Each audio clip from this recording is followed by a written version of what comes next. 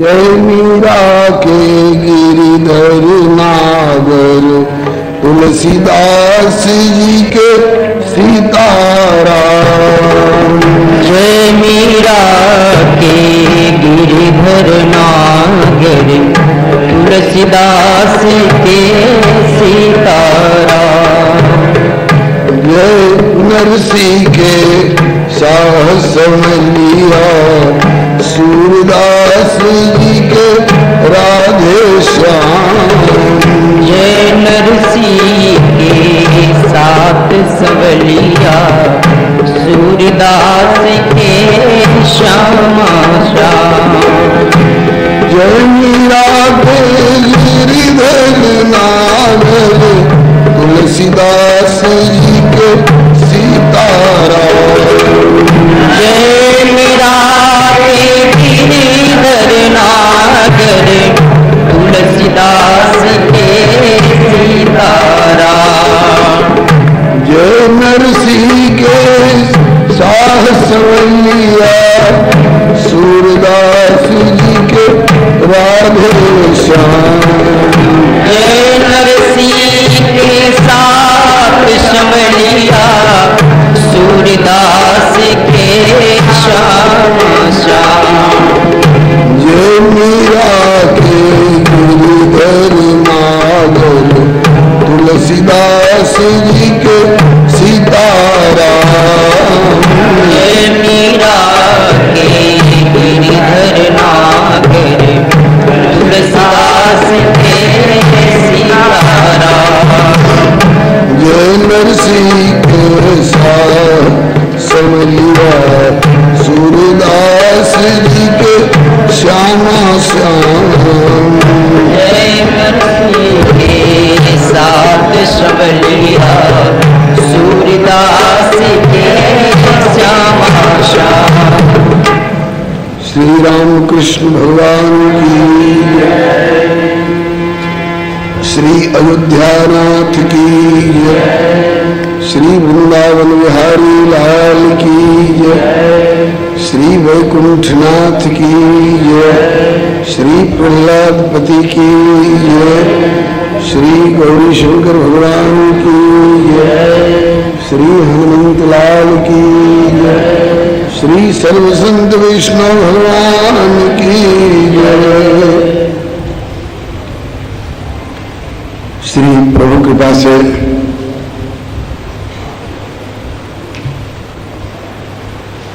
समायोजित होने वाले इस कथा एवं लीला कार्यक्रम में अब 2 दिन और शेष रह गए हैं, आज और कल। हम लोग कथा चरित्र क्रम में श्री सूरदास जी को स्मरण कर रहे हैं। श्री सूरदास जी उद्धव जी के अवतार बताए जाते हैं, जो उद्धव जी भगवान के शाश्वत सखा हैं और इनका जन्म दिल्ली और मथुरा के बीच, जो अब हरियाणा प्रांत में पड़ता है, सीही नामक ग्राम में हुआ था। सारस्वत ब्राह्मण कुल में आपका जन्म हुआ है। जन्म से नेत्रहीन है। परिवार के लोग इन्हें कोसते रहते थे। जब से अंधा ये पैदा हुआ है तब से घर की गरीबी और बढ़ गई है। श्री सूरदास जी ने घर की खोई हुई सोने की मोहरें, जो एक दिन अचानक जलमाने में मिली थी, जिन्हें चूहा बिल में घसीट ले गया था, उनका पता बता करके शपथ पूर्वक घर से निकल पड़े थे। रास्ते में किसी जमींदार की खोई हुई गईयों का पता बताया और बरामद करा दिया। इससे जाहिर हुआ कि इनकी अंतर्दृष्टि खुली हुई है।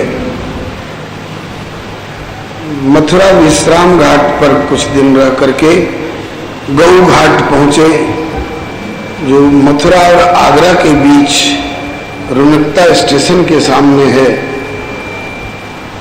वहां के लोग इनके भजन कीर्तन से बहुत प्रभावित हुए, गुरु भाव करने लगे। इन्होंने कहा कि मैं स्वयं अभी किसी का शिष्यत्व नहीं स्वीकार कर पाया हूं, अभी मुझे शिष्य बनने की भी योग्यता नहीं है मुझ में, किसी का गुरु क्या बनूंगा। लोगों ने कहा कि आप मानो चाहे न मानो, नहीं आपको गुरु मान लिया। इसी बीच में श्रीमद् वल्लभाचार्य महाप्रभु जी का पदार्पण हुआ, दोनों का परस्पर मिलन हुआ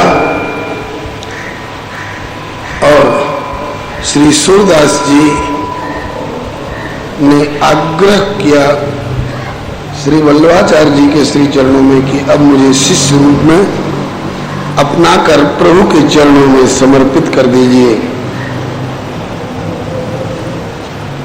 जैसे किसी कन्या का पिता अपनी कन्या का हाथ वर के हाथ में सौंपता है, ऐसे ही गुरुदेव मध्यस्थ बन करके श्री ठाकुर जी के चरणों में जीव को अर्पित कर देते हैं। सुग्रीव जी जीव हैं और राम जी परमात्मा हैं, तो जीव और ब्रह्म के बीच में मध्यस्थ सुग्रीव और राम जी के बीच में मध्यस्थ बनना पड़ा है श्री हनुमान जी को। तुम उपकार सुग्रीव कीन्हा, राम मिलाए राजपद दीन्हा। इसलिए गोस्वामी जी ने हनुमान जी को गुरु रूप में स्मरण किया है। जय जय जय हनुमान गोसाई, कृपा करो गुरुदेव किनाए।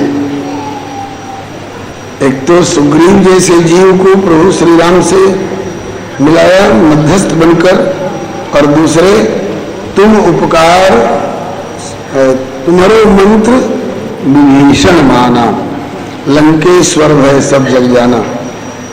ध्रुव जी जीव हैं, भगवान परमात्मा है, स्वामी है।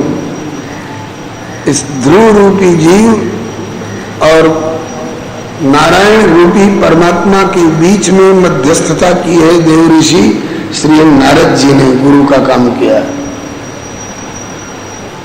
श्री प्रहलाद जी जीव हैं और भगवान नारायण परमात्मा है, तो जीव रूपी प्रहलाद और परमात्मा रूपी नारायण के बीच में मध्यस्थता का काम किया है श्री नारद बाबा ने। ये दो चार उदाहरण देकर के इसलिए कहे जाते हैं कि बहुत लोग कहते हैं कि गुरु की जरूरत क्या है। बिना गुरु के आप कॉलेज में आर्ट्स साइंस कॉमर्स पढ़ लीजिएगा,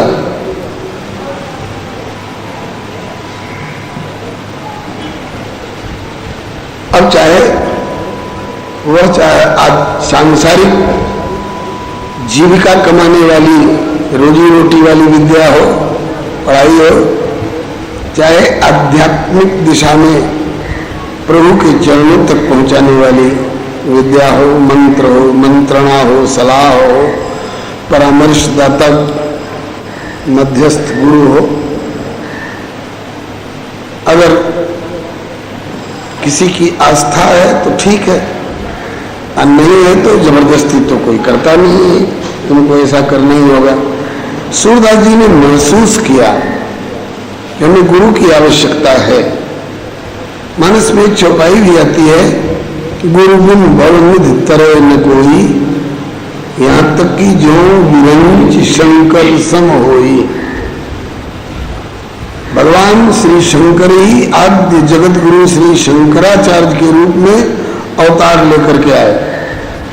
लेकिन उन्हें भी अपने पूर्ववर्ती आचार्य श्री गोविंद पाद स्वामी से दीक्षा लेनी पड़ी। श्री राम जी भगवान है, तुरीयमेव केवलम जगत गुरु च शाश्वतम तुरीयमेव केवलम, लेकिन उनको भी श्री वशिष्ठ जी से दीक्षा लेनी पड़ी और अस्त्र शस्त्र की शिक्षा श्री विश्वामित्र जी से प्राप्त करनी पड़ी। भगवान श्री कृष्ण जगत गुरु हैं, कृष्णम वंदे जगत गुरु, लेकिन उनको भी श्री गर्गाचार्य जी से गायत्री मंत्र की दीक्षा लेनी पड़ी। एवं उज्जैन पहुंचकर श्री सांदीपनी गुरु जी से शिक्षा प्राप्त करनी पड़ी, विद्या पढ़नी पड़ी। अस्तु। सूरदास जी ने ये नहीं कहा कि अरे यार गुरु की क्या जरूरत है, इन्हें महसूस हो रहा था गुरु चाहिए, क्योंकि बहुत सारी बातें ऐसी हैं जो हमारे जीवन में बुराई बन करके हमारे भीतर घुसी हुई है और हमारा विनाश कर रही है। इस पर स्वामी श्री अग्रदास जी ने एक कुंडलिया में कहा है, अंधा बाटे जेवरी अब पीछे बछिया खाए। लोग खेत पर बोझा बांधने के लिए घास काट करके घास का ही पुआल का ही रस्सी बना लेते हैं, तो आंख वाले तो बट रहे हैं, पीछे दिखाई भी पड़ रहा है उनको कि हाँ साहब इतनी रस्सी तैयार हो गई। एक अंधा व्यक्ति जेवरी बट रहा था घास की पुआल की, अब पीछे बछिया उसको घास समझ के खाती जा रही थी। 2 घंटा से जेवरी बटते बटते उसने सोचा कि 25 हाथ तो जरूर तैयार हो गया होगा, अब देखा तो 25 अंगुल भी नहीं बचा। अरे क्या हुआ रे? बोले तुम बटते जा रहे थे और बछिया खाती जा रही थी। इस तरह से हमारे जीवन में कुछ ऐसी असावधानियां होती हैं जिन्हें हम अपने आप नहीं समझ पाते हैं, तो उनको गुरुदेव बताते हैं। एक उदाहरण लीजिए, एक बार कनपटा संप्रदाय के योगी श्री गुरु गोरखनाथ जी बड़े सिद्ध पुरुष हुए, उनसे दीक्षा ली थी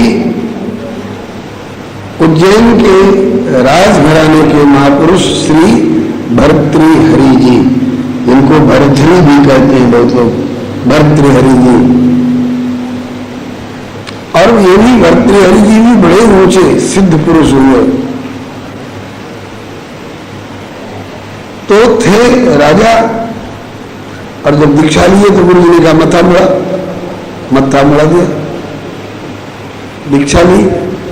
उसके बाद बहुत दिन तक भजन करते रहे। एक दिन श्री गुरु जी के मन में आई जांच करें, इसके मन में मैं राजा था, मैं कोई उन लोगों में से नहीं हूं जो नारी मुड़ी घर संपत्ति नासी मूड मुड़ाए भय सन्यासी। खाने का ठिकाना नहीं, घर में कोई सेवा करने वाला है नहीं, चलो मुंह मुड़ा के गेरुआ रंगा करके और सन्यासी बन जा। इससे क्या होगा? बोले कि मूड मुड़ाए तीन, पहले तो सिर की मिट जाए खाज और खाने को बढ़िया मिले और लोग कहें महाराज। बोलो भक्तवत्सल भगवान की। तो मैं उन दरिद्रों में से नहीं हूं कि घर में खाने का ठिकाना नहीं और घर वालों ने निकाल बाहर किया और आके गिरुआ रंगा लिया, मुंह मुड़ा लिया, सन्यासी बन गए। राजा था मैं, राज्य छोड़ के आया हूं। इस बात की ठसक तो नहीं है इसके मन में, अहम तो नहीं है। ये जांचने के लिए गुरुजी ने कहा कि भर्तृ आज्ञा दे, ले मेरा झोला भर कमरे पर, चल आगे आगे चल। दूसरा कोई होता ये मैं राजा था और मुझसे ही झोला ढोया रहे हैं। हमको घसकट्टा समझ रखा है क्या? लेकिन नहीं, झोला ढोते हुए चले जा रहे हैं, मत्था मुड़ाया हुआ था ही। गुरु जी ने परीक्षा लेने के लिए, इनकी नब्ज टटोलने के लिए पीछे से चलते चलते एक मुठियादार छड़ी हाथ में थी, तो छड़ी की मुठिया से इनके माथे पर चोट मारी। समझ गए कि गुरु जी की चोट, गुरु जी की चोट बुराई नहीं करती है, गुरु जी की चोट कल्याण करती है। उदाहरण दिया गया है, आपने कुम्हार को देखा होगा, कच्चा घड़ा जब बनाता है तो गीला रहता है तब तो नहीं, थोड़ा हवा लग करके जब चिपकनापना कम होता है तो उस पर राख छिड़क करके भीतर से थपुआ देकर और ऊपर से पीटता है। उस समय कोई देखे तो कह रहे राम राम कैसा बेदर्द है, गड़बा फूट जाएगा। लेकिन कहते हैं कि अगर नहीं उस समय पीटेगा तो ठोस नहीं होगा, पोला रह जाएगा। और उसमें अगर कंकड़ी रह गई हो तो अभी वो कंकड़ी निकल जाएगी तो भर जाएगी वो जगह। लेकिन पक जाने के बाद अगर कहीं निकल गई कंकड़ी तो उसके बाद वो नहीं भरा जा सकेगा। इसलिए अभी निकालो और मजबूत करो, फिर उसको आग में आवा में पकाओ, फिर उसमें मार करके जांच करो दरार तो नहीं पड़ी। ऐसे ही लिखा है कि गुरु कुम्हार शिष्य कुंभ है, गढ़ गढ़ काढ़े खोट, अंदर हाथ संभार के और बाहर मारे चोट। उसके बाद यही घट बिरह अवा अग्नि सुपरिपक्व भय सुभाय, ताही घट में नंददास प्रेम अमीर ठहराए। जो संतों की, सदगुरुजनों की चोट से घबरा गया वो सुपात्र नहीं बन सकता है। दीक्षा की औपचारिकता भले निभा लिया हो, उसमें पात्रता नहीं आ सकती है, चिल्लाता रह जाएगा कृपा कृपा। कहते कृपा कृपा सब कोई कहे, पर कृपा पात्र नहीं को। कृपा पात्र सोई जानिए जो आज्ञावर्ती हो। अनुशासन प्रिय आज्ञा पालक ही सुपात्रता ग्रहण कर सकता है। और सुपात्र में भक्ति, ज्ञान, वैराग्य, प्रेम, सेवा, उपकार जो भी पदार्थ रखा जाएगा वो टिकेगा। नहीं तो कच्चे घड़े में दूध रख दीजिए, घी रख दीजिए तो टिक जाएगा, घड़ा भी गल जाएगा, पदार्थ भी बह जाएगा। ना द्रव्य नेता का चित क्रिया फलवती भवे। अपात्र में रखा हुआ पदार्थ टिकता नहीं है। आज जब श्री भर्तृहरि जी को गुरु गोरखनाथ जी ने रास्ता चलते चलते मुठिया वाली छड़ी से घुटे हुए छिले हुए माथे पर चोट मारी तो समझ गए कि गुरु जी की चोट है। गुरु जी की चोट से बुरा नहीं होता है, भला ही होता है। बोले नहीं, मार लेने तो कोई बात नहीं, किसी मतलब से मार रहे हों। फिर 10-20 कदम जाते जाते फिर गुरुजी ने दोबारा चोट मारी, फिर भी नहीं बोले श्री भर्तृहरि जी। और जब तीसरी बार चोट मारी माथे पर, चोट का दर्द तो जरूर अनुभव हो रहा होगा। जब तीसरी बार गुरुजी ने चोट मारी तो भर्तृहरि जी से नहीं रहा गया। भर्तृहरि जी मुस्कुरा कर बोले, गुरुजी जिसे खोज रहे हो वो नहीं है, जिसे खोज रहे हो वो नहीं है। गुरु जी ने कहा कि बेटा पकड़ लिया है, नहीं है तो ये कौन बोल रहा है कि जिसे खोज रहे हो नहीं है? मैं किसको खोज रहा हूं? बोले अहंकार को खोज रहे हो ना? कहा कि हाँ। तो कहा कि वो नहीं है। कहा कि जो बोल रहा है उसको पता नहीं लग रहा है कि नहीं है, लेकिन टटोलने वाले ने खोज निकाला है, बैठा हुआ भीतर छिप के बैठा हुआ है, तहखाने में छिप के बैठा हुआ है और वही बोल रहा है। अहंकार नहीं है, जिसे खोज रहे हो वो नहीं है। मैं राजा था इस बात का अहंकार नहीं है, मैंने इतना बड़ा त्याग किया है इस बात का अहंकार नहीं है, मैंने ऐसी ऐसी साधनाएं की है इसका अहंकार नहीं है, लेकिन मुझमें अहंकार नहीं है इसका अहम है। बहुत सूक्ष्म बात है, कौन खोज करके बताएगा? अब तो बर्तन कई तरह के निकल गए हैं, प्लास्टिक में पैक्ड घी आता है। पहले घरेलू घी शुद्ध और अशुद्ध का तो कोई पहले सवाल ही नहीं था। तो पहले घरेलू घी माटी की हंडिया में रखा जाता था,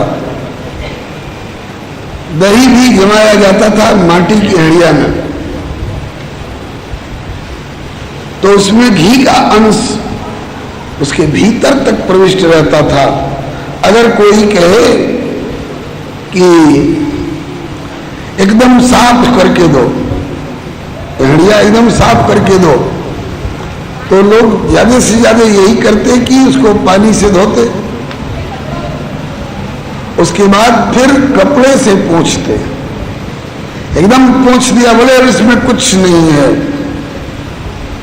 कहा कि अभी देखो बताता हूं कि कुछ है कि नहीं है। उस धोई पोंछी हुई हंडिया को, एकदम साफ सुथरी हंडिया को आप आग पर धर दीजिए, तो उस मट्टी के तह के भीतर तक जो घी पिए हुए है हंडिया, वो बड़बड़ बड़बड़ करके उसमें से इतना से घी निकल आता। इस तरह से अच्छे साधक में भी कुछ ऐसी त्रुटि, कुछ ऐसी कसर, कुछ ऐसा दोष भीतर अंतराल में छिपा हुआ रहता है, जिसके लिए उसको नहीं पता चलता है कि मुझ में ऐसा कुछ है। लेकिन गुरु जैसे पारखी श्री वल्लभाचार्य जी सरीखे महापुरुष, अथवा श्री गुरु गोरखनाथ जी जैसे महापुरुष, सिद्ध पुरुष खोज के निकाल के बता देते हैं कि देखिए बोल गया, मैं राजा था इसका अहंकार नहीं है, मैंने त्याग किया है इसका अहंकार नहीं है, मैंने साधनाएं अपनाई है इसका अहंकार नहीं, लेकिन मुझमें अहंकार नहीं है इस बात का सूक्ष्म अहंकार बैठा हुआ है। तभी तो बोल रहा है कि जिसे खोज रहे हो वो नहीं है। इसको अपने आप नहीं बता सकता है कोई कि मुझ में ये दोष है। अपने तो सिद्ध बन करके लोग मेरी पूजा करने लगे, अब क्या कहना। अब गुरु जी को प्रणाम करने की भी फुर्सत नहीं है। एक बार शिव मंदिर, एक बार हर मंदिर जपत रहूं शिव नाम, गुरु आए और अभिमान बस उठ नहीं की न प्रणाम। शंकर जी ने कहा कि ऐसा सिद्ध का नाती बना है तू, गुरु जी आए और उठ करके खड़ा तक नहीं हुआ, प्रणाम तक नहीं किया, जा अजगर बनेगा। तो गनीमत थी कि गुरु जी मौजूद थे, इसलिए गुरु जी ने चट शिव जी से नमामि स्मीशान निर्माण रूपम प्रार्थना की और संभाल लिया। कहा कि जब की दारुण पापा मैं पुनि दीन कोप कर शाप, तदपि तुम्हारी साधुता देखी करी हो यही पर कृपा अभिषेखी। शंकर दीन दयाल अब यही पर हो कृपाल, शाप अनुग्रह हो जे नाथ थोड़ी ही काल। कृष्ण रुष्ट होले गुरु राखी बारे पारे, किंतु गुरु रुष्ट होले कृष्ण राखी बारे नारे। राखें गुरु यदि कोप विधाता, लेकिन गुरु विरोध नहीं को जगत त्राता। अस्तु। श्री सूरदास जी ने महसूस किया कि मुझे गुरु चाहिए, और श्री वल्लभाचार्य महाप्रभु जी के प्रथम समागम में उनसे प्रभावित होकर गुरुदेव ने बताया कि अब तक तुमने श्री हरि से प्राप्त रसना का सदुपयोग करने के बजाय दुरुपयोग किया है। जिससे प्रभु का गुण गाना चाहिए उसे गुण नहीं गा करके तुमने अपने दोष गाए हैं। श्री सूरदास जी ने कहा कि क्या गाने, बोले गुण गाओ प्रभु का गुण अनुभव में तो आवे। सोने की मोहरें अनुभव में आ गई, चोरी गई गैया अनुभव में आ गई, केवल प्रभु का गुण अनुभव में नहीं आ रहा है। बोले हाँ, मेरी अंतर्दृष्टि खुली हुई है, लेकिन वो प्राकृतिक जगत की बात देख सकती है, अनुभव कर सकती है। अभी अप्राकृत परमात्मा तक वो नहीं पहुंच पाई है। अब वो क्षमता आपकी कृपा से मिलेगी तब। बलिहारी श्री सूरदास जी ने आग्रह किया, आप कृपा करें। तो दिए ब्रह्म संबंध सूर को गुरुवर करुणा करके, तो भासी तुरंत हृदय हरि लीला दिव्य भाव और भर के। होए कृतज्ञ निज भाग्य सराहत गुरु के चरण पकड़ के। गाए नंद महोत्सव के पद ललित चरित श्री हरि के। कीर्तनिया हो श्रीनाथ प्रभु के, कीर्तनिया हुए श्रीनाथ प्रभु के। विमल कीर्ति विस्तारी श्री सूरदास जग प्रगटे दिन पर रीझे कृष्ण मुरारी। कीर्तनिया विमल कीर्ति विस्तारी श्री सूरदास जग प्रगटे दिन पर रीझे कृष्ण मुरारी। श्री सूरदास जग प्रगटे जिन पर रीझे कृष्ण मुरारी। श्री सूरदास जग प्रगटे जिन पर रीझे कृष्ण मुरारी। इनको श्री वल्लभाचार्य महाप्रभु जी ने ठाकुर जी के कीर्तनिया के रूप में नियुक्त किया। प्रभु का कीर्तन गा गा करके समय समय पर प्रभु की सेवा किया करो। करने लगे। अब लोगों ने इनमें एक विशेषता का अनुभव किया। क्या कि जेहि दिन जस श्रृंगार होत तस वर्णन कर। जेहि दिन जस श्रृंगार होत नित ज्यों के त्यों पद गावत। जेहि दिन जस श्रृंगार होत नित ज्यों के त्यों पद गावत। हरि आचरज भक्तगण उंगली दांतन तले दबावत। हरि आचरज भक्तगण उंगली दांतन तले दबावत। को कह दिव्य दृष्टि को कह को भेदी भेद बतावत। को दिव्य दृष्टि को भेदी भेद बतावत। जाके जी में जैसी आवत ऐसी अनुमान लगावत। जाके जी में सी आवत सो अनुमान लगावत। जाके ही जैसी आवत तैसो अनुमान लगावत।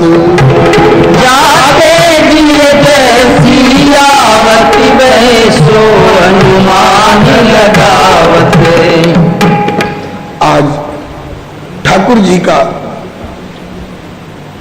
नीले रंग की पोशाक धारण कराई गई है। आज ठाकुर को मुकुट नहीं धारण कराया गया, टोपी धारण कराई गई है। तो आज के का नया पद रच करके और नीले रंग की पोशाक का वर्णन करते, उस दिन मुकुट नहीं टोपी का वर्णन करते। जी गुलाबी वस्त्र धारण किए हुए ठाकुर जी का श्रृंगार वर्णन करते जाते। किसी दिन उजला कपड़ा पहराया गया है तो उज्जवल वस्त्र का वर्णन करते। अब लोग कहते कि यार ये अंधा है, दिखाई पड़ता नहीं है और ये ज्यों का त्यों सब वर्णन करता है। हमको लगता है कि इसकी भीतर की आंखें खुली है। तब तक दूसरा दल कहता अरे रहने दे यार। हमको तो ऐसा लगता है कि श्रृंगार धारण कराने वाले पुजारी धीरे से इसको कान में कह देते होंगे कि आज ऐसा ऐसा श्रृंगार करने जा रहा हूं, उसी के अनुसार पद रचना करके कह देता हो। तो जिसके मन में जो आता था अनुमान कर करके और अपना अपना उद्गार व्यक्त करता था। इस बात पर विवाद हो गया। कोई कहे नहीं साहब दिव्य दृष्टि खुली है, कोई कहता है नहीं साहब कोई भेदिया इसको बताता है।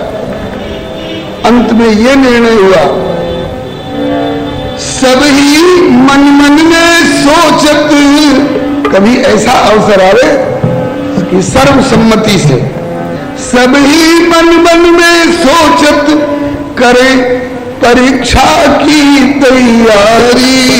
श्री सूरदास जग प्रगटे दिन पर विजय कृष्ण मुरारी।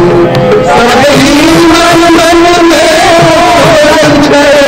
परीक्षा की तैयारी। श्री सूरदास जग प्रगटे दिन पर विजय कृष्ण मुरारी। शाश्वत सखा श्याम सुंदर के उद्धव सूरदास जग प्रगटे जिन पर विजय कृष्ण मुरारी। शाश्वत सखा श्याम सुंदर के उद्धव अवतारी। श्री सूरदास जग प्रगटे जिन पर विजय कृष्ण मुरारी। एक दिन सेवा करने वाले पूरे परिवार से सबने मिलकर सलाह करी कि आज सूरदास को पहले से बिठा लो मंदिर के जगमोहन में, सामने वाले चौक में, बरामदे में, और पर्दे के भीतर श्रृंगार हो। किसी को सूरदास के पास जाने मत दो कानाफूसी करने और बताने के लिए किसी हिमायती को। और ऐसा श्रृंगार करो जो आज तक कभी हुआ ही नहीं हो, न लाल न पीला न उजला न हरा। जानबूझ करके भक्तन करी परीक्षा कबू जुड़ मिल के एक संगा। भक्तन करी परीक्षा कबू जुड़ मिल के एक संगा। वस्त्रहीन श्रृंगार धरायो गिरिवर भर के अंगा। वस्त्रहीन श्रृंगार धरायो गिरिवर भर के अंगा। सूर निकट को जावे नहीं अस डाले कठिन अड़ंगा। सूर निकट को जावे नहीं अस डाले कठिन अड़ंगा। पहले से बिठा लिया ठाकुर जी के सामने जगमोहन ने, पट बंद, भीतर भीतर श्रृंगार धारण कराया गया। कैसा? न लाल न उजला न पीला न काला न नीला न हरा, वस्त्र धारण कराया ही नहीं। अरे तो ठाकुर को नंगा रखोगे, मर्यादा बिगड़ेगी। बोले नंगा नहीं रखेंगे, कम से कम जंघा से थोड़ा ऊपर तक और कमर से नीचे वाला भाग इतना तो ढक दो। बोले हाँ उतना तो ढकेंगे। कौन चीज से ढकेंगे? तो कहते हैं कि सघन मोतियों की लर, सघन मोतियों की लर लटका करके, और उन दिनों में ये आर्टिफिशियल प्लास्टिक वाले मोती नहीं पैदा हुए थे। सच्चे मोती, एक मोती से कहीं कमर ढकेगी कटिप प्रदेश, सैकड़ों और हजारों की संख्या में मोतियों की जरूरत पड़ेगी। तो कहा कि श्रीनाथ जी के यहां कोई संपत्ति की कमी है थोड़े। आज भी दुनिया का सबसे बड़ा धनाढ्य ये दो ठाकुर हैं। एक तो दक्षिण में तिरुपति बालाजी और दूसरे इधर मारवाड़ में श्री श्रीनाथ जी महाराज। सुना है कि सोने की चक्की से इनका गेहूं पीसा जाता है।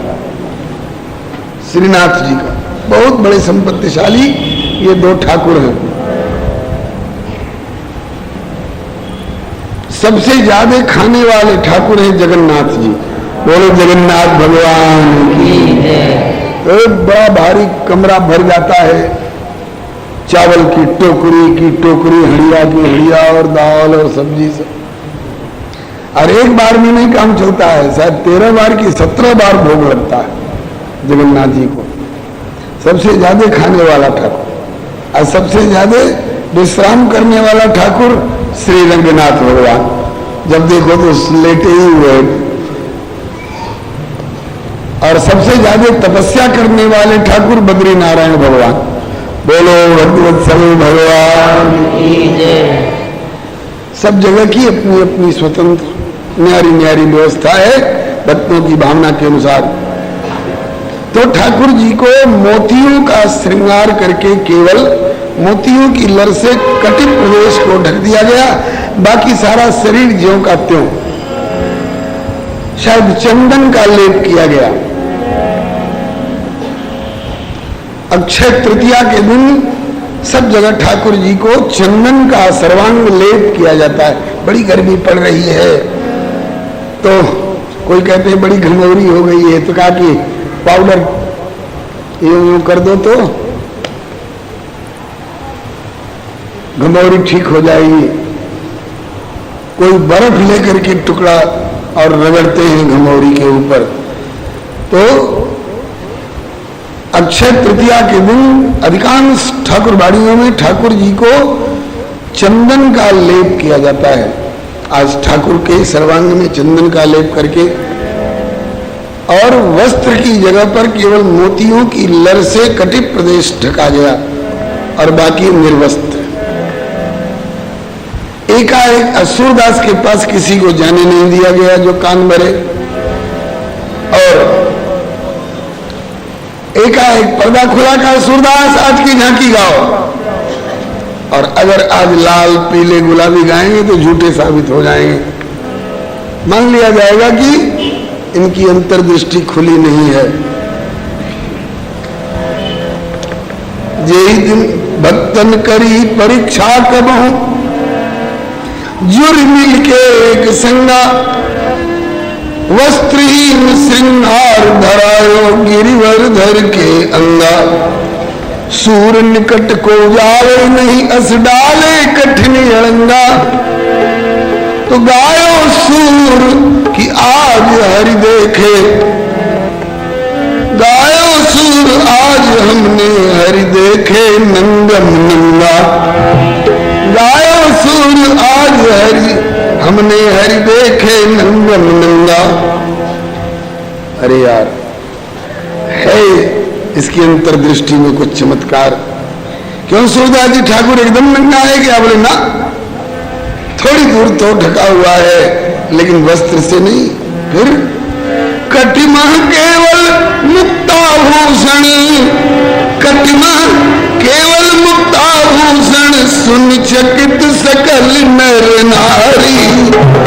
सूरदास प्रगटे जिन पर लीजे कृष्ण मुरारी।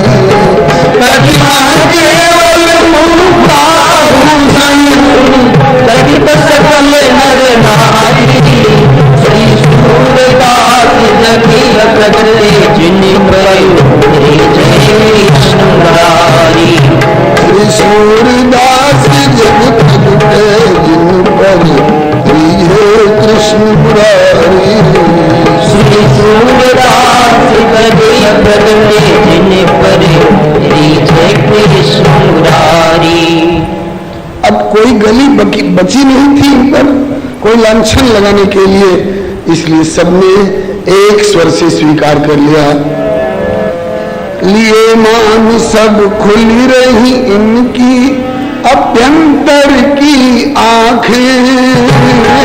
लिए मान सब खुल रही इनकी अभ्यंतर की आंखें। सदगुरु कृपा सतत मन ही मन हरि लीला रस चाखे। सदगुरु कृपा सतत मन ही मन हरि लीला रस चाखे। प्रभु चरित अतीत हृदय अनुभव करी वर्तमान जो भाखे। प्रभु चरित अतीत हृदय अनुभव करी वर्तमान जो भाखे। कविता इनकी नव और पंचरस युक्त भर रही साखे।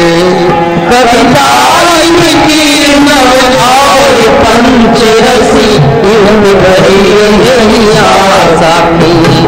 जग के सब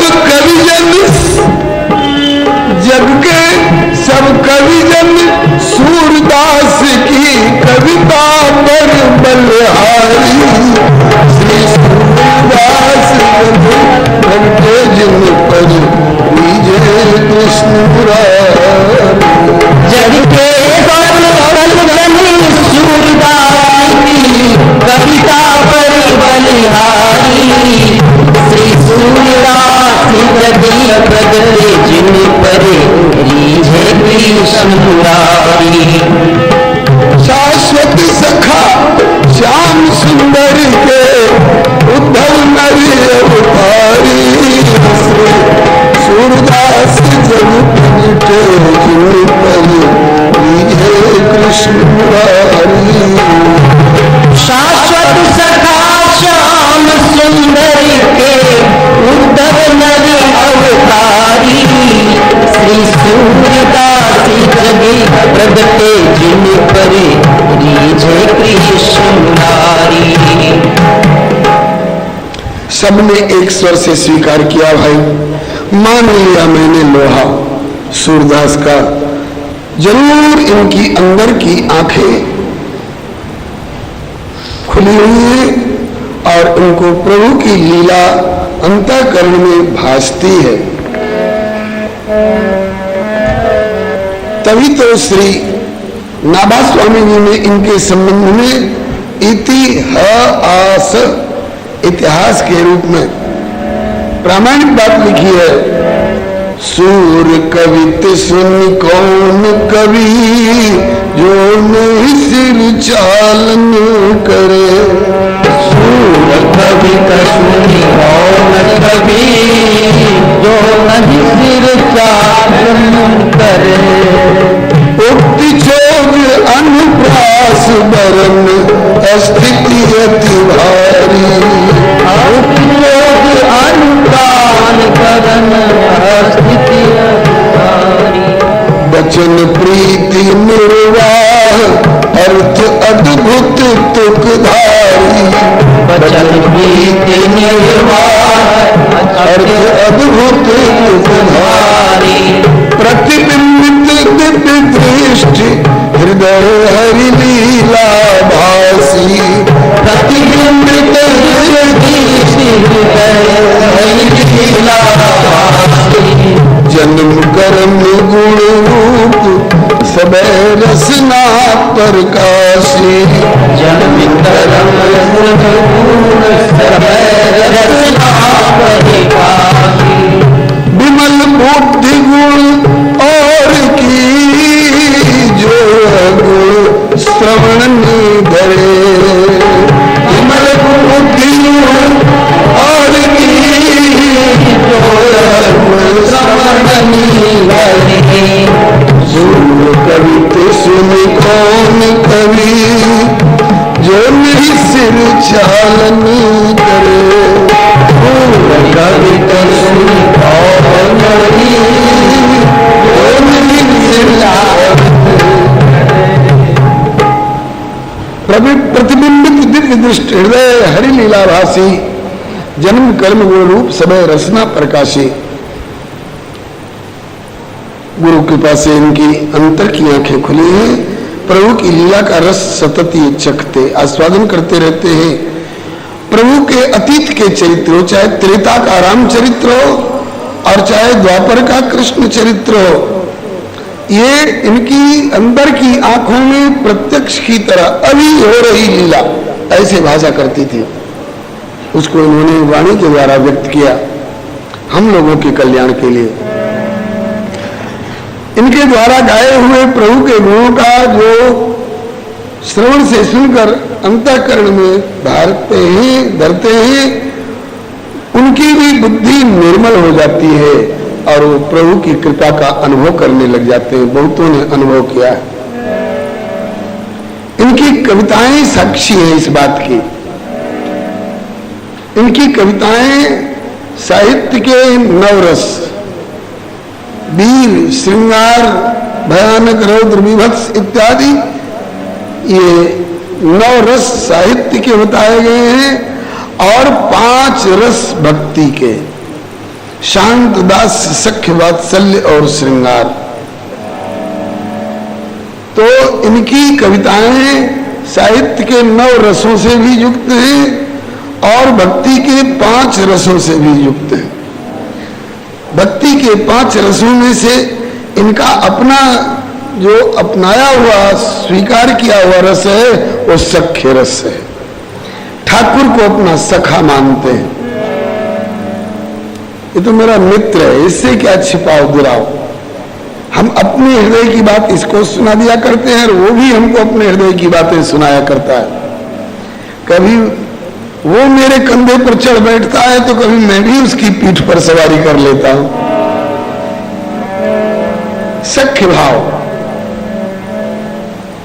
काहे भरल बाड़ इतना गुमान में, काहे भरल बाड़ इतना गुमान में, हे गुमान में गुमान में गुमान में, काहे भरल बाड़ इतना गुमान में, गुमान में गुमान में गुमान में, काहे भरल बाड़ इतना गुमान में। हनुमान जी का दास्य भाव है। हनुमान जी को हिम्मत नहीं पड़ेगी कहने के लिए ठाकुर जी से कि काहे भरो बड़ा इतना गुमान में, लेकिन सख्य भाव वाले सूरदास जी, सख्य भाव वाले रहीम रस खान गोविंद स्वामी ताल ठोकते हैं।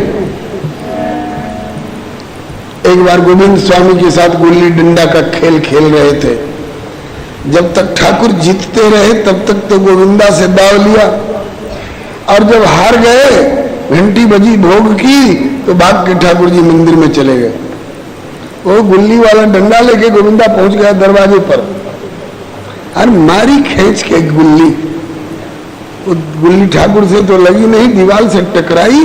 वो स्वामी विठल नाथ जी ने कहा कि अरे ये ढेला कहां से है? देखा कि गुल्ली लकड़ी की, ये किसने फेंकी है? अरे वही आपका दुलरुआ गोविंदा है। अरे गोविंदा ठाकुर पर गुल्ली का प्रहार कर रहा है। तो कहा कि मेरा दाव लेकर के भाग आया है।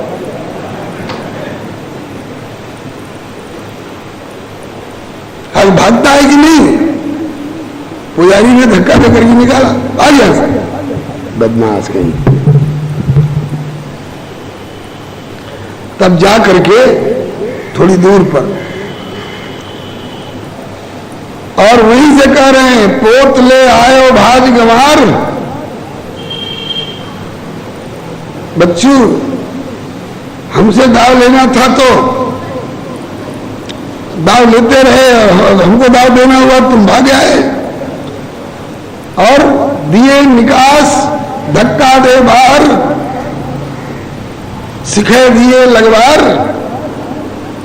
तुम्हारा जो भी लगता हो उसको सिखा करके धक्का दिला के निकलवा दिया। अरे कबहू तो निकले वो बाहर, ऐसी दम मार, गोविंद प्रभु सो छलबल कर, तू सुख नहीं सोवे यार। अब भोग धरा गया तो ठाकुर भोग नहीं खा रहे हैं, थर-थर कांप रहे हैं। गोसाई जी पूछ रहे हैं, जय जय आज भोग कैसे नहीं आरग रहे? बोले डर के मारे। किसका डर? बोले गोविंदा का। बोले गोविंदा यहां आएगा तो उसकी खबर ले लें। कहीं यहां आएगा तब भी खबर ले लीजिएगा, और बाहर जाएंगे खेलने के लिए हमको मारे तब क्या करिएगा? तो कहा कि आप बाहर मत जाइए, यही खेलिए मंदिर में। कहा कि बन बन खेले बिन बनते न मोको नेको, हमसे अकेले यहाँ रहा नहीं जाएगा। वो मेरा सखा है, उसके साथ खेले बिना रहा नहीं जाएगा। सख्य भाव का व्यवहार है। ददाति प्रतिगृह्णाति गुह्यमाख्याति पृच्छति भुंक्ते भोजयति चैव खड्विदा प्रीति लक्षणम। जब खाओ तो खिलाओ, कहो तो कुछ सुनो, कुछ ले तो कुछ दे। ले बराबर, दे बराबर, चल बराबर, बोल बराबर, खा बराबर, खेल बराबर। खेलन में को काको को सैया, जाति पाति हमते बड़ नाही, ना हम बसत तुम्हारी छैया, ना हम चाकर नंद बाबा के, ना तुम हमारे नाथ को सैया। हम नंद बाबा के कोई नौकर हैं थोड़े। हाँ, उनके थोड़ी गैया ज्यादा है, हमारी थोड़ी कम है, इससे क्या? ये सखा में, सख्य भाव में बराबर का भाव होगा। तो काहे बरल बाड़ इतना गुमान में, काहे परल बाड़ इतना गुमान में। सुन सुन के भक्तन से बात मुंह देखी, सुन सुन के भक्तन से बात मुंह देखी। बाके बिहारी तू बघारे लसेखी, बाके बिहारी तू बघारे लसेखी।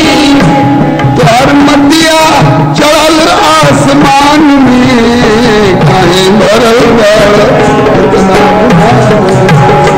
तोहर मतिया चढ़ल आसमान में, काहे भरल बाड़ इतना गुमान में। काहे भरल बाड़ इतना गुमान में, काहे भरल बाड़ इतना गुमान में। फरका से काहे तरसावता है जियरा, फरका से काहे तरसावता है जियरा। मारो मत ठोकर बुला के अपना नियरा, मारो मत ठोकर बुला के अपना नियरा। आवना बिहारी मैदान में, काहे भरल बाड़ इतना आवना बिहारी मैदान में, काहे भरल बाड़ इतना गुमान में। काहे भरल बाड़ इतना गुमान में, काहे भरल बाड़ इतना गुमान में। जवन जवन कहब तवन कई के रिझाई भी, जवन जवन कहब तवन कई के रिझाई। मर्जी से तोहरा खिलाफ नाही जाई, मर्जी से तोहरा खिलाफ नाही जाई। और तो के राखल बसा के अपना प्राण में, काहे भरल बाड़ इतना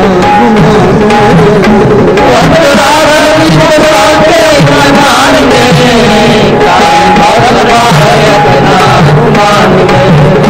काहे भरल बाड़ इतना गुमान में, काहे भरल बाड़ इतना गुमान में। किसी की नहीं सुने होते तो एक बात थी, निहाल सूर गोविंद और कान्हा, कैला निहाल सूर गोविंद और कान्हा। ये सब सख्य भाव वाले भक्तों के नाम है। कैला निहाल सूर गोविंद और कान्हा, कैला निहाल सूर गोविंद और कान्हा। सदना सदना रस खान और रहीम खान खाना, सदना राम और रहीम खान खाना। कैला निहाल सूर गोविंद और कान्हा, कैला निहाल सूर गोविंद और कान्हा। सदना रस खान और रहीम खान खाना, सदना रस खान और रहीम खान खाना। और हमारा बेरी अमृत बिहला कान में, सरल बरल इतना गुमान में। और हमारा अमृत बिहला कान में, सरल बरल इतना गुमान में। और हमारा बेरी अमृत बिहला कान में, बरल बरल इतना गुमान में। हमारा अमृत बिहला कान में, सरल बरल इतना गुमान में। सरल बरल इतना गुमान में। सरल बरल इतना गुमान में। सुनो श्याम सुंदर नारायण के अरजी, सुनो श्याम सुंदरी नारायण के अरजी। पर्वत हुए जैसन होई तो हर मर्जी, पर्वत हुए जैसन होई तो हर मर्जी। हमके राखो हमेशा अपना ध्यान में, काहे भरो बार इतना गुमान में। हमके राखो हमेशा अपना ध्यान में, काहे भरल बार इतना गुमान में। काहे भरो बार इतना गुमान में। काहे भरल बार इतना गुमान में। श्री सूरदास जी कविता तो सभी रसों में करते हैं, शांत दास, सख्य, वात्सल्य और श्रृंगार, ये भक्ति के 5 रस हैं। वीर, श्रृंगार, शांत, रौद्र, विभत्स इत्यादि ये साहित्य के 9 रस हैं। तो साहित्य के 9 रसों से और भक्ति के 5 रसों से युक्त आपकी कविताएं इस बात की प्रमाण है कि आप का अनुभव सर्वांगीण है। अष्ट छाप में अग्रगण्य कवि सूरदास जग जाने, अष्ट छाप में अग्रगण्य कवि सूरदास जग जाने। गोस्वामी श्री विठलनाथ जी ने वल्लभ कुल के 8 कवि, अनुभवी कवि और भक्त हृदय महानुभावों की एक सूची बनाई। उनको कहा ये अष्टछाप के कवि हैं, साहित्यिक लोग जानते हैं, जिनमें सूरदास जी का सबसे ऊंचा स्थान है, अग्रगण्य है। सूरदास जी, नंददास जी, परमानंद दास जी, श्री चतुर्भुज दास जी, छीत स्वामी, श्री गोविंद स्वामी, श्री कुंभन दास जी इत्यादि, ऐसे ये 8 बड़े ही भक्त कवि और गायक हुए हैं, जिनका ठाकुर जी के प्रति बड़ा निकटतम भाव और अनुभव रहा।